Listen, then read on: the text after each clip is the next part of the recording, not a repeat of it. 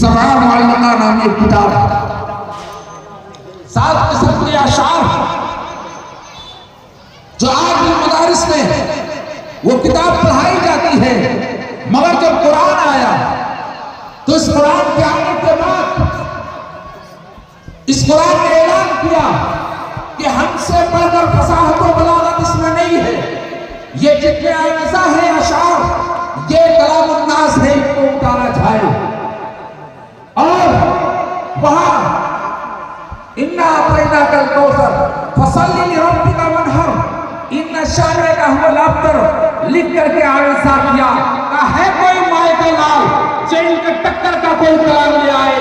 है कोई दुनिया में जो फसाहत और बलागत के एतबार से, मानी के एतबार से इससे बेहतर कोई कलाम ले आए?